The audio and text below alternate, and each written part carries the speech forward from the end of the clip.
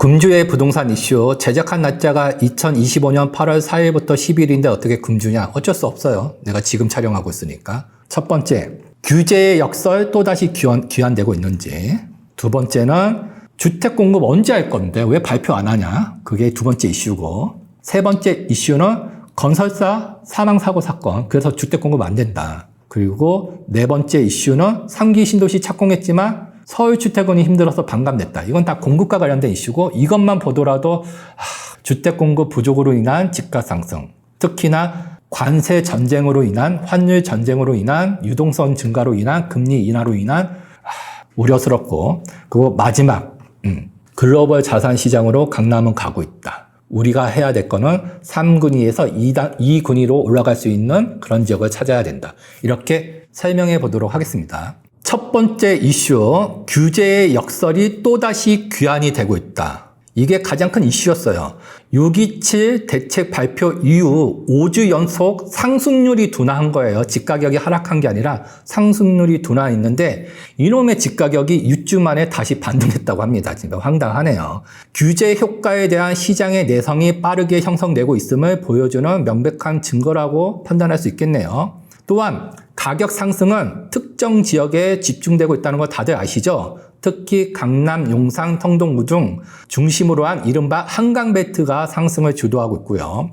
7월 서울 아파트 매매 거래량을 확인해 보니까 3,518건으로 6월달 11,985건에 비해 70% 이상 급감했죠. 그리고 8월 거래량 역시도 전월 대비 굉장히 많이 감소세를 이어가고 있고요. 즉, 시장은 소수의 거래만으로도 가격이 왜곡되는 얇은 시장의 특성을 전형적으로 보여주고 있습니다. 서울 전체 아파트 수가 189만 호인데 몇천 세대만 거래가 돼도 시장의 가격을 왜곡시킬 수 있어요. 이게 정상적인 부동산 시장입니까? 아니죠. 거래가 활발하면서 물가 상승률에 빗댄 완만한 집값 상승력이 정상적인 주택 시장입니다. 지금은 당연히 비정상적인 굉장히 왜곡된 부동산 시장이라고 아셔야 돼요. 이게 집가격을 잡고 있다. 큰 오산입니다. 서울의 이상 과열은 전국적인 현상이 아닌 거 아시죠? 서울, 성남, 분당, 과천 등 경기 일부 지역이 보이는 반면 인천은 하락세를 지속하고 있고요. 당연히 대구, 광주, 대전 등 대부분의 지방도시는 하락폭을 확대하고 있습니다. 극심한 지역별 양극화가 진행 중이고 있다. 다들 알고 있을 듯 합니다. 그리고 강력한 대출 규제로 수요 억제책이 서울의 핵심지 시장에 작동하지 않는 이유도 한번 AI를 통해서 물어봤어요. 도대체 대출 규제, 돈줄을 쟀는데도 불구하고 왜 이놈의 강남권을 기반으로 한 한강변 아파트들이 오르고 있냐 했더니 AI가 판단한 게 시장 참여자들의 의사결정하는 구조 자체가 대출 비용보다는 공급 불안의 심리적인 요인이 압도적으로 우위를 점유하고 있다고 그렇게 판단하네요. AI가. 동의합니다. 이는 시장 참여자들이 높은 이자를 감당하는 고통보다는 향후 지금 집을 사지 않으면 영원히 집을 못 살 듯 할 것 같은 데의 공포가 더 크다고 막연히 심리적 압박감이 오고 있다고 보시면 됩니다. 이러한 공급 부족의 심리에 막연한 감정은 실질적으로 감정뿐만 아니에요. 정부가 보여주는 행위 자체가 그래요. 공급계에 계속 지연되고 있어요. 맨날 쓸데없는 유유부지 개발하겠다? 그거 노무현 때부터 안 됐다니까요. 주민들 반대 때문에. 그리고 상기 신도시 인프라 지원. 왜 교통 안 해주냐고. 원래 상기 신도시의 목표가 뭐였어요? 성교통 후 공급이었다고요. 왜 이거 교통 빨리 안 지어주냐고요. 그리고 갑자기 기름에 물 부었던 포스코 ENC 사태와 같은 대형 건설사들이 대부분 공사를 중단했습니다. 이것을 시장에 목도한 소비자들이 이제는 집을 못 지을 것 같은데 이게 현실적으로 목도했다는 것입니다. 여기다가 미국 관세 얘기 잠깐 해볼까요? 결국에는 하반기는 각국이 환율 전쟁에 돌입할 거고 어쨌든 각국의 수출이 높아지려고 하면 우리 자국 통화를 절하시켜야 됩니다. 결국에는 금리 인하입니다.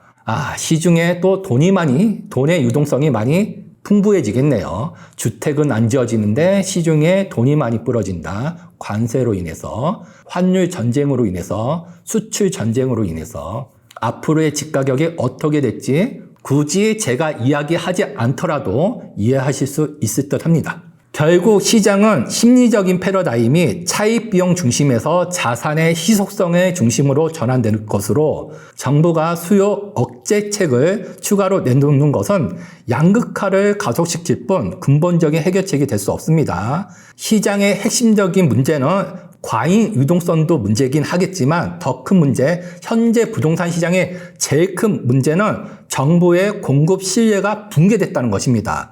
따라서 정부의 정책은 이제는 어쨌든 집가격을 잡고자 하는 규제책은 어느 정도 적용이 됐으니 이제는 공급 빨리 하셔야 돼요. 공급. 그게 공수표라고 해도 그래서 정부 입장에서는 수요 억제책을 이제는 벗어나고 신뢰할 수 있는 신속한 공급 전략을 과감하게 전환시켜야 됩니다. 정부 정책 자체가. 그리고 두 번째 이슈 설명할게요. 주택 공급 정책 공백 사항이 지속되고 있다. 첫 번째 이슈하고 연결되네요.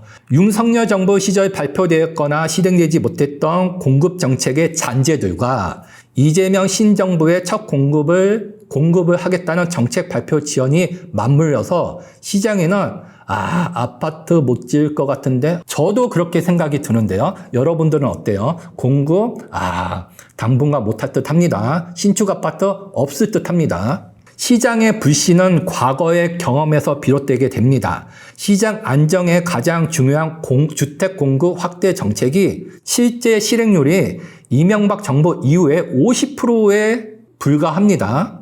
실질적으로 그렇게 아파트를 많이 지었던 이명박 정부 시절부터 현재까지 각 정권이 발표했던 주택 공급 정책이 실행률이 50%밖에 안 된다고요. 특히 현 정권은 이야기해야 될지 모르겠지만 현 정권은 주식도 안 해본 부동산도 모르는 분이 이 지긋지긋한 운동권 출신이 정책을 만들고 있으니 물론 대한민국 역사에서 그분들이 했던 긍정적인 역할 분명히 있습니다. 하지만 제발 운동권 출신들 경제 분야에만큼은 사라졌으면 하는 바람입니다. 여하튼 시장의 불안 심리를 조기에 잠재울 수 있는 카드로 여겨졌던 이재명 정부의 첫 주택 공급 대책이 발표 자체가 예상보다 많이 늦어지고 있죠. 빠르면 8월달 어제 발표한 거 가지고 공급 대책이라고 할 수 있을까요?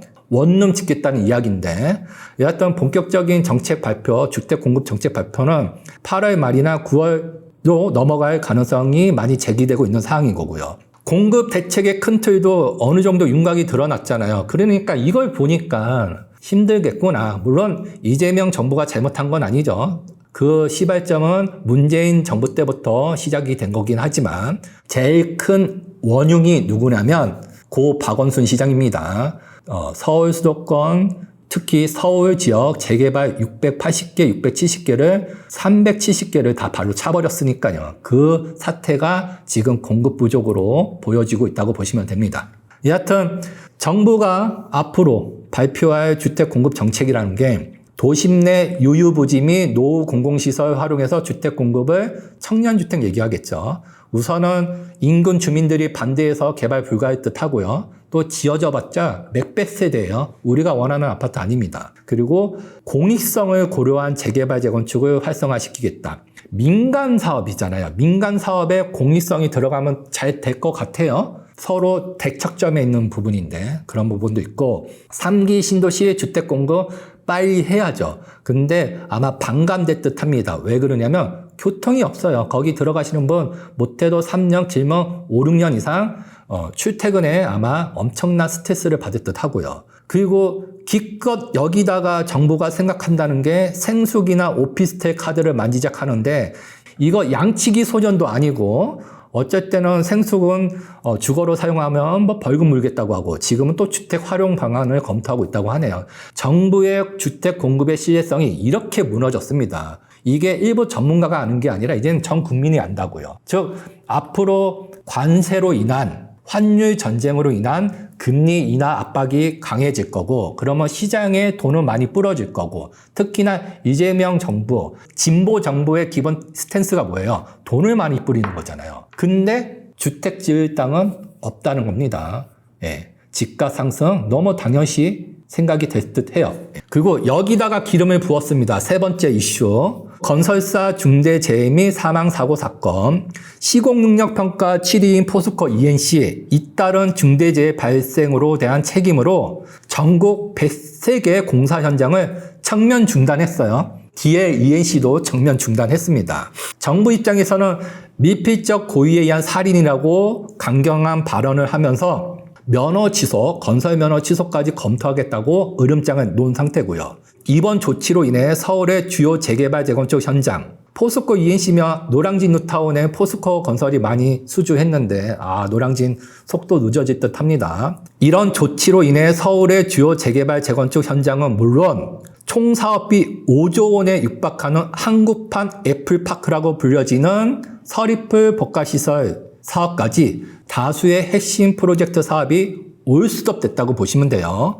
공사 재개 시점 미정이죠. 새로운 안전기준 마련하고 적용되기까지 꽤 많은 시간이 걸릴 듯 합니다. 짧으면 6개월 무조건 넘어갈 것 같은데. 그리고 포스코 ENC 공사 중단으로 포스코 ENC와 연결된 수많은 중소협력업체들 유동성 위기로 부도날 듯 합니다. 어떡하나요? 추석이 곧 다가오는데 인부들 협력업체야 공정을 마무리 지어야지 공사비를 타서 그 직원들 월급을 줄 텐데 추석 곧 다가오는데 큰일 났습니다. 큰일 났어요. 공사가 중단됐으니까. 이번 사태로 이미 위태로운 부동산 PF 시장에 기름을 부었다고 보시면 돼요. 비교적 안전하다고 여겨졌던 최상위 등급인 건설사마저도 이와 같은 운영 리스크, 수익 리스크 아니라 운영 리스크에 노출될 수 있다는 사실이 확인되면서 금융권, 저라고 해도 대출 안 해줄 것 같은데 건설 관련 대출 심사 극도로 위축될 듯 합니다. 결국 높은 공사 원가 다들 알고 있죠. 그리고 기존 PF 리스크, 수익 리스크 여기에 플러스돼서 여기에 더해져서 안전 리스크까지 인한 사업 중단 가능성을 고려해야 하는 상황에서 건설사들은 신규 사업 수주에 극도로 보수적으로 태도를 취할 수밖에 없고 결국 미래의 주택 공급은 날아갔다고 보시면 돼요. 공급 위축 당연합니다. 하필이면 이때 터졌어요. 이때. 주택 공급이 워낙 힘든 이 시기에 또 하필이면 이런 건설과 관련된 리스크가 터져갖고 조금 깊이 들어가 볼까요? 23년 PF 위기는 1단계예요. 주로 시행사가 채무 불이행에 제2금융권 부실로 이어지는 금융적 문제였다고 보시면 돼요. 금융적 문제에 초점이 맞춰졌다고 보시면 돼요. 근데 이번 포스코 사태의 위기는 2단계를 보여준다고 보시면 됩니다. 이제 리스크는 프로젝트 수익성이 아니에요. 운영 및 안정상의 실패 없이 이 프로젝트가 물리적으로 완공될 수 있는가를 판단하는 문제에 초점을 맞춰져 있다고 보시면 돼요. 말이 어렵나요? 여하튼 최상위 건설사조차도 채무 불이행이 아닌 운영상의 문제로 공사가 중단될 수 있는 새로운 리스크가 생긴 거예요. 결국에는 기존 PF 리스크에 새로운 차원의 리스크가 더해졌다. 금융권 대출 안 해줄 것 같다. 주택 공급 물 건너갔다. 적어도 이재명 정부 하에는 유동성은 많아지는데. 그러면 그나마 주택 공급을 기대할 수 있는 네 번째 이슈로 들어가 보겠습니다. 상기 신도시 착공 어쩔 수 없어요. 해야 되는데 교통은 어떻게 할 것인지. 정부는 2018년 3기 신도시 계획을 처음 발표했을 때 교통 인프라 부족으로 주민들이 극심한 교통을 겪었던 1기, 2기 신도시 실패 사례를 절대 반복하지 않겠다. 무조건 성교통 후 입주를 원칙으로 하겠다고 수차례 강조했지만 다 개뻥입니다. 지금 보니까. 2025년 8월 현재 이 약속은 사실상 어렵게 됐고요. 남양주 왕서구 사례를 보게 되면 일부 지구는 본 청약이 시작됐고 입주 시기가 가시권에 들어왔지만 이들을 서울 도심과 연결해야 하는 광역교통망은 줄줄이 지연되고 있다고 보시면 됩니다. 3기 신도시의 교통계획에 척추라고 할 수 있는 수도권 광역급행철도 GTS 이 사업이 심각한 차질을 빚고 있죠. 특히 남양주 왕숙은 GTS B노선 완공시켜야 되는데 실제 아파트 입주하고도 수년이 지난 2031년도 빠를 것 같은데요. 그 이후에나 교통이 가능할 듯하고 GTX뿐만 아니라 남양주 왕숙과 서울 도심을 연결하는 지하철 9호선 연장 어떻게 됐냐고요. 그리고 간선 도로망 이런 것들이 공사비 문제 때도 그렇고 지자체 간의 연결 문제도 그렇고 이런 문제 때문에 계속 지연되고 있습니다. 3기 신도시의 존재 이유가 뭘까요? 서울에 거주하지 않아도 되는 매력적인 대안을 제공하여 수도권의 수요를 분산시키겠다는 게 3기 신도시의 존재의 이유인데 그 매력의 핵심이 GTS를 통해 서울 도심까지 빠르고 편리하게 접근할 수 있는 게 3기 신도시의 존재의 이유인데 그 이유를 실현시킬 수 있는 결과물인데 이게 실현이 안 된다는 얘기예요. 이 약속 실행이 최소 수년은 미뤄져서 3기 신도시의 거주 만족의 매력도는 급감할 것으로 판단됩니다. 마지막 5번째. 이거는 저도 몰랐습니다. 요즘에 AI가 없으면 사고 자체도 안 되는 것 같아요. 이거는 꽤 우리들한테 많은 시그널을 제공하고 있습니다. 저는 이 주제로 별도의 부동산 이슈를 좀 만들 생각이고 이거 투자자 입장에서 반드시 인지하셔야 돼요. 글로벌 K 문화와 함께 강남권 아파트도 글로벌 자산시장으로 전환되고 있습니다. 초입 단계예요. 우리가 강남 아파트 그동안 내수용이었습니다. 내수용. 그게 글로벌 자산으로 확장될 수 있다. 그럴 것이라고 생각했지만 AI도 이렇게 판단을 하니까 우리가 여기에 조금 집중해야 될 듯합니다. 새로운 자본이 시장에 들어오면서 양극화는 극단으로 몰고 갈 거고요. 새로운 자본, 외국인 자본, 또 비트코인이 될 수도 있고 급등하는 서울과 침체하는 지방의 이중적 시장 구조 속에서 국내 대출 규제에 비껴가는 외국계 자본 또는 비트코인 자본, 이 서울 최상급지 시장의 새로운 변수로 부상되고 있다고 보시면 돼요. 이는 규제의 실효성에 대해 근본적인 의무를 제기함과 동시에 시장에 세분화하여 접근해야 할 필요성을 역설하고 있습니다. 시장을 세분화해서 접근해야 된다. 시장의 양극화는 통계 수치로 명확히 확인할 수 있죠. 굳이 얘기 안 하더라도 8월 첫째 주 서울 아파트 가격 0.14% 미미하긴 하지만 상승하는 반면 5대 광역시는 반대로 0.03% 하락하고 8개 지역 역시도 0.03% 하락하고 주택시장 내부에서도 양극화는 뚜렷합니다. 신축 및 재건축 대상 아파트는 수요가 쏠리는 반면에 전세 사기 사태 여파로 빌라 등 비아파트 자산시장은 극심한 침체를 겪고 있죠.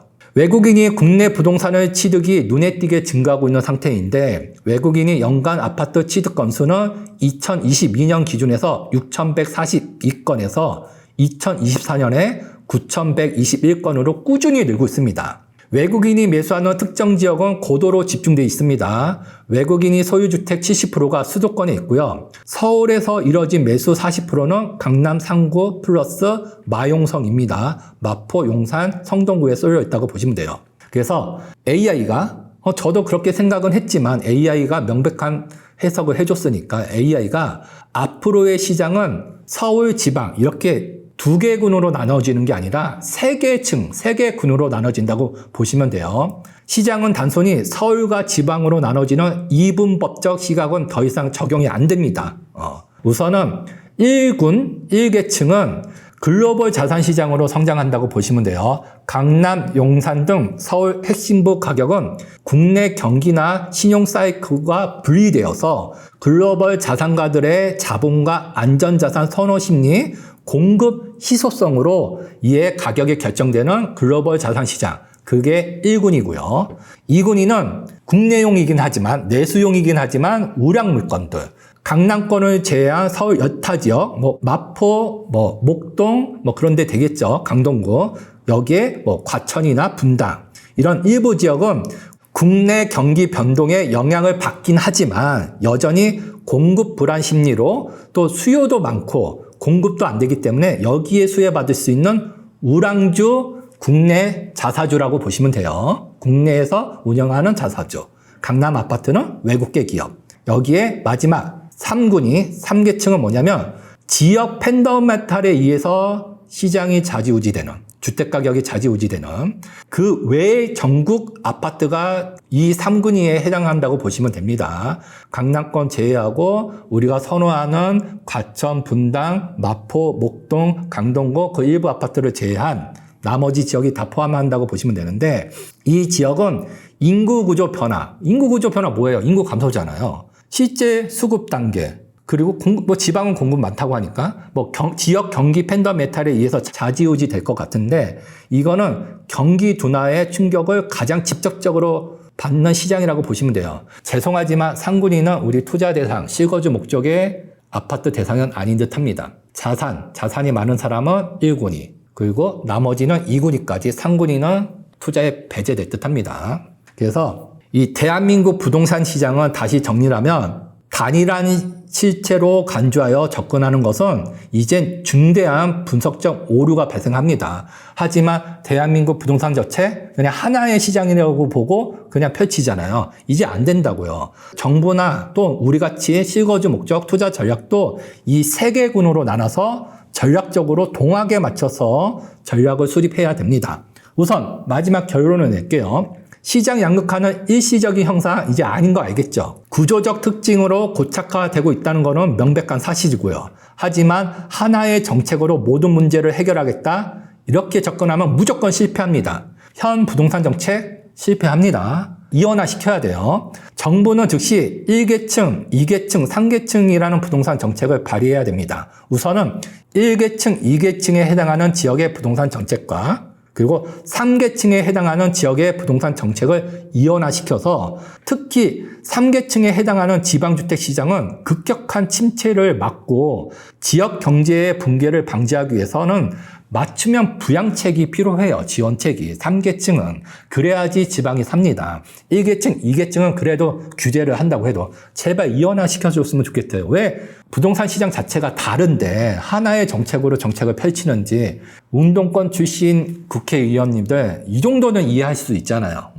이 정도는 좀 고쳐봅시다. 그리고 투자자 입장. 우선은 우리들 입장에서 보게 되면 3계층 시장 모델은 명확히 인식하고 3개 군이 투자 전략을 고도로 지역화시켜야 돼요. 다들 알고 계실 것 같은데 대다수의 투자자들은 강남을 이상 못하는 투자자들은 특정 지역 개발 호재로 인해서 3계층 지역이 2계층으로 업그레이드 될 수 있는 곳들을 찾으셔야 돼요. 이해하셨어요? 현재는 3계층 지역이지만 재건축이든 재개발이든 주변의 개발 호재로 인해서 2계층으로 성장할 수 있는 곳들 꽤 있습니다. 그 대전제가 통합 재건축 시장이긴 하지만 이거는 다른 시간에 다른 주제로 설명할 거고 어쨌든 가장 중요한 거는 현재는 3계층이지만 2계층으로 성장할 수 있는 거. 또 현재는 2계층이지만 글로벌 시장으로 넘어갈 수 있는 이게 주포인트라고 보시면 돼요. 그래서 우리 대다수가 해야 될 투자는